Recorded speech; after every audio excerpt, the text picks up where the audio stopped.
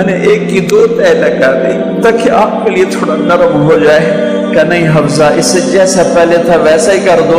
میں رات کو اٹھ کے اللہ سے باتیں کرتا ہوں، اس کی نرمی نے مجھے اٹھنے میں ذرا رکاوٹ پیدا کی. یہ باتیں میں ٹھیک کہہ رہا ہوں؟ کہ جی ہاں ٹھیک ہے. تو اب تم مجھے کہنے آئی ہو کہ میں راستہ بدل لوں.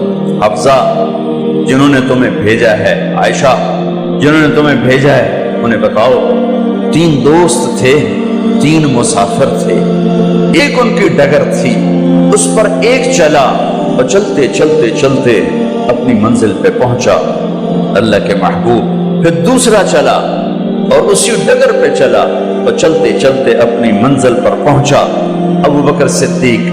اب تیسرا چل رہا ہے، اگر انہی کی راہ پہ چلے گا تو ان تک پہنچے گا، ادھر ادھر ہو گیا بھول بھٹک جائے گا. انہیں جا کے بتا دو کہ جس راہ پر میرے دونوں ساتھی چلے میں اسی پہ چلتا رہوں یہاں تک کہ میرا اللہ مجھے میرے ساتھیوں سے ملا دے. اللہ نے کیسے ملایا؟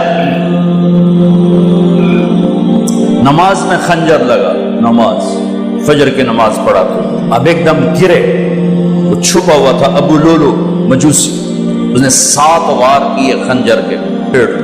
تو اب گرے تو پہلی صف والوں کو تو پتہ تھا، پیچھے نہیں. تو عبد الرحمن بن عوف لپک کے آگے مصلی پہ کھڑے ہو کے نماز شروع کر دی اور چند آدمی اس کو پکڑنے کے لیے بھاگے. پھر اس نے آگے جا کے اپنے آپ کو خنجر مار کے اس نے خودکشی کر لی.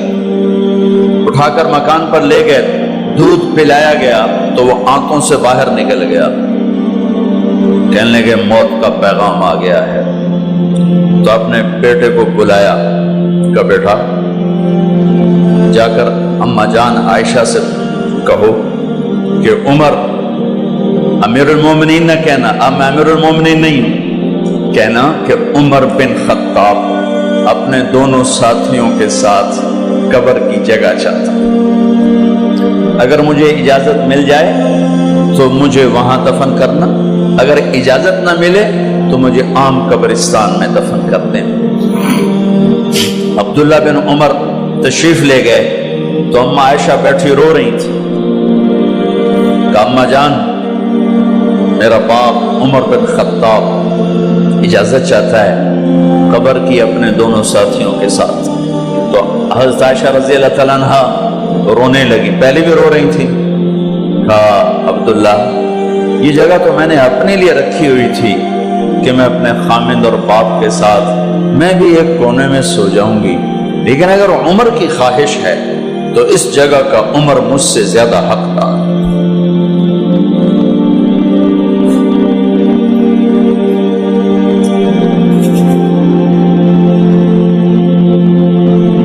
بیٹے نے آ کر کہا ابا جان مبارک ہو، اجازت ہو گئی. کہا بیٹا ہو گئی، لیکن جب میری میت اٹھاؤ تو دروازے پر جا کر رکھنا اور ایک دفعہ دوبارہ پوچھنا. ہو سکتا ہے میرے شرم میں اجازت دی ہو اور میرے مرنے کے بعد انکار فرما دیں، تو ایک دفعہ دوبارہ پوچھنا، اس وقت پہ اجازت ملے تو پھر لے جانا ورنہ واپس لے جانا. حضرت علی اور حضرت حسن تشریف لائے جس دن انتقال ہو رہا ہے. گھبراہٹ دیکھی. علی نے فرمایا عمر موت سے ڈر گئے ہو؟ کہ نہیں موت سے نہیں ڈرو، موت کے بعد کیا ہوگا اس سے ڈر گیا. یہ کون کہہ رہا ہے؟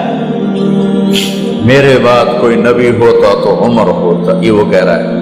یہ کون کہہ رہا ہے؟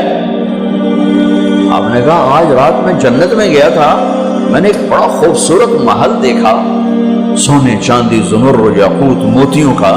میں نے کہا یہ کس کا ہے؟ تو مجھے کہا گیا کہ آپ کے غلام عمر بن خطاب کا ہے. کون کہہ رہے ہیں؟ موت کے بعد جو ہوگا اس سے ڈر رہا ہوں. کہ آپ مسجد میں انٹر ہوئے، مسجد میں ایسے لوگ تھے، ادھر ابو بکر تھے اور ادھر عمر تھے.